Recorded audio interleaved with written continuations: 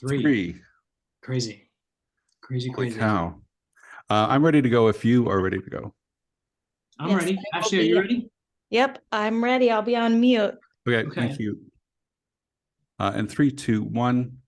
We continue our celebration of The Young and the Restless turning 50 years old with Greg Rikaart. He is the Emmy Award winning actor playing the often misguided but well-intended Kevin Fisher since we just figured out 2003. It's 2023. And I failed grade 10 math, but I know that's 20 years. 20 playing this years. character. Just wild. Wild. What does it feel like to think about that and think about being on this behemoth of a show that's been around for 5 decades now? I have so much gratitude for the longevity that I've had on that show, and so much gratitude to the Bell family and Sony and CBS who have kept that great word, as you used, behemoth, running for 50 years now. It's I just, again, I'm so grateful to be part of the legacy of that show, and it changed my life. So lots and lots of gratitude. So many characters come and go, as you know, better than anyone. And Kevin is a fan favorite. But why has he stayed around? He's not one of the legacy families. He's not a Newman. He's not an Abbott. Do you know what I'm saying? Yeah, I Why is he guess. stuck around so long? Well, I think he and I fell into a little bit of luck, and I've told this story before, but it bears repeating that when when I first joined the show, the original story was that Kevin um, was coming in for a summer storyline like they used to do, as we were sort of transitioning from the time where people would where the show, where all the soaps would write these sort of younger storylines for the summers, capitalizing on kids being out of school. And the storyline that summer was that Lily was going to get involved with this internet predator. Um, and it was like a 10 or 20 episode arc that was just going to take us through, a couple of months in the summer. And when I auditioned, I remember holding the audition material, the sides in my hands, and I don't have like a great prop, but I'll use this for now. And I had run the scene so many times that I knew the lines without having to look at the page. And in the scene, Kevin is very angry with Lily because she has told some people about our relationship, and he knows that he could get in quite a bit of trouble. So there's a scripted line where he says, well, who did you tell? And she says, I can't remember.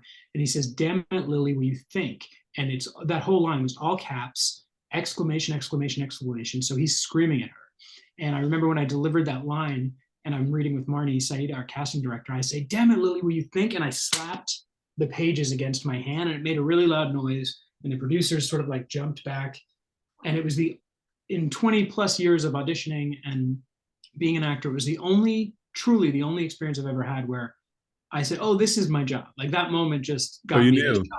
You I knew. knew, so long as I didn't mess it up from there to the end of the scene.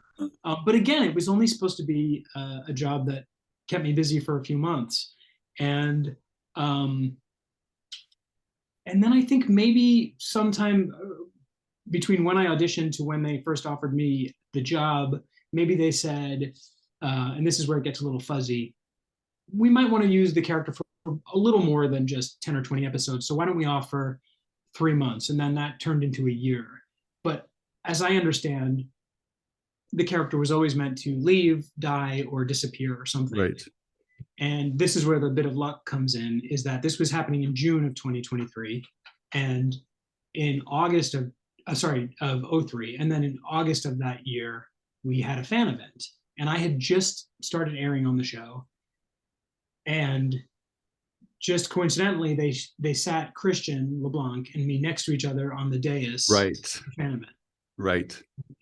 The lore goes that either Jack Smith or his daughter Asia, one of them, commented on how Christian and I favored one another physically. And I think that was sort of the seed that got planted that, hey, what if Kevin and Michael were brothers?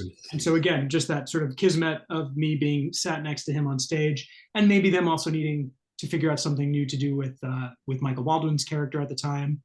And I think that really sort of launched like this new era where we got to see more below the surface of who Kevin was, and he wasn't Yes. just this mustache twirling bad guy, but there was vulnerability and pain and et cetera, et cetera. That's So what I was maybe going to that's say too. To your credit, you brought this sensitivity, vulnerability, and openness and some depth to the character, who was not always you know, a good guy. And I remember in your Emmy speech in 2005 when you won, you said you loved Kevin more than anybody else. yeah.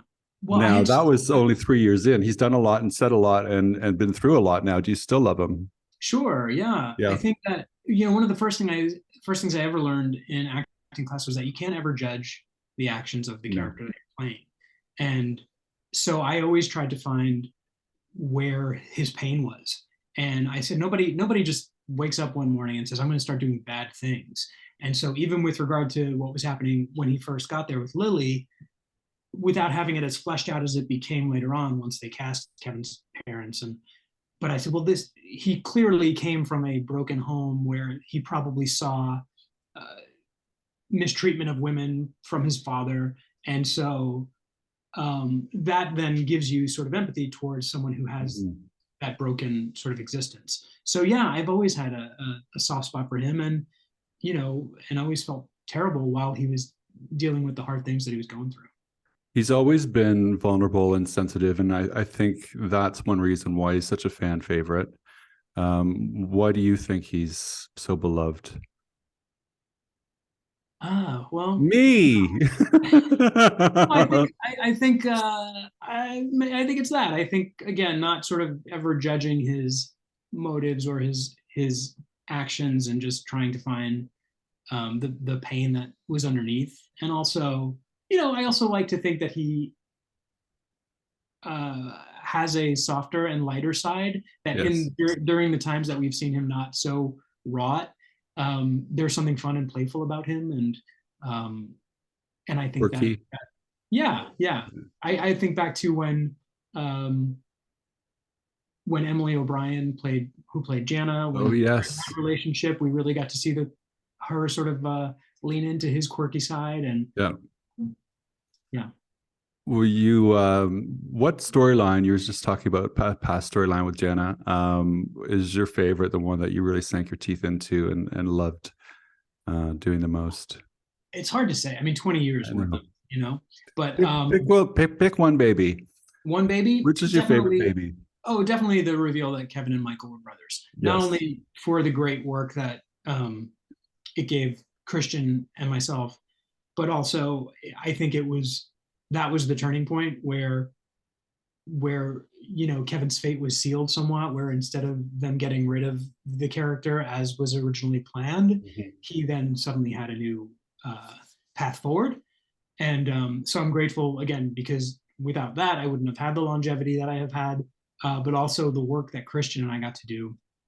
I mean, the work we've always gotten to do, but particularly at the beginning of that was really tremendous stuff. What storyline would you dream of for Kevin? Is there something that you haven't done? I know 20 years is a long time. It put um you through the paces. yeah, it's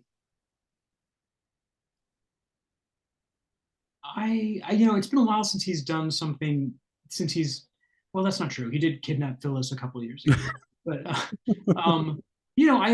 think when he is walking the straight and narrow, which he has done lately, um I think then it's always fun to then have him veer off course. And the same way, like when he's being bad, it's fun to have him find his way back. So I think having him do something bad again would be fun. I wanted to ask you about a different character and a different storyline going Yeah. on The Young and the Restless right now. I know that when the U.S. Supreme Court decided in favor of same-sex equality and gay marriage, you came out by posting a picture of you and your then boyfriend, now husband. Yes. Yes. You're the recipient of the Human Rights Campaign Visibility Award for your advocacy work. How important is it to be seeing the characters of Mariah and Tess on a show like The Young and the Restless in this climate that we're living in, not just in the States, but we're seeing a lot of what you're seeing trickle up here into Canada as well. What's the importance of visibility like that on a show like YNR?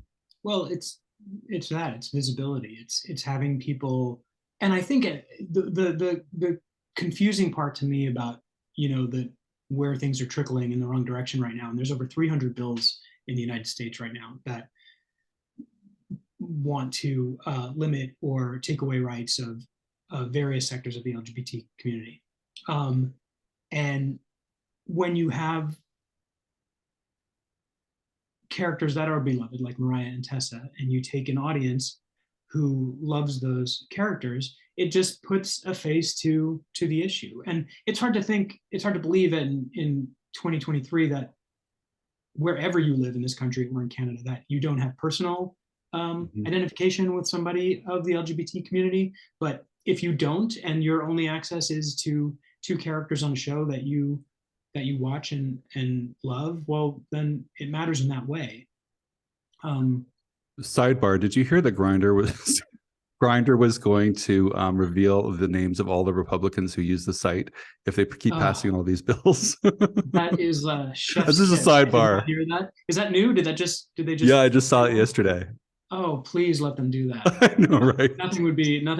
Well, it's sort of like remember that there was that congressman from Illinois, Aaron Schock, who was like right-wing Republican, hugely anti gay rights, and shocking to nobody, sort of ended up coming out of the closet years later after he had left Congress. But it's sort of like, just find your strength. Self-hate and the hypocrisy. What else did I want to ask you? I had one more question. Do you think the show could handle two gay males? I know Fenmore was just on there for like a minute, Lauren's son, with his boyfriend, but they're not on the canvas. Well, I think I know that. I think I certainly think the audience could handle it, frankly. Do you? For sure, yes. I mean, it's, I don't think the show, by having two gay male characters in today's climate, would be breaking any barriers, because it's been done. It's been done on daytime and primetime. But I wonder sometimes if there is still, it takes a minute for standards and practices and to kind of catch up with where the temperature of where the audience is. Because you're so beloved on YNR, and Kevin is too, anything you want to say to the fans? There's so many people who are listening to this right now who are YNR maniacs. And Kevin, is there a term for your fans? Oh, I don't know. Fishies. We can call them fishies, maybe. Fishies.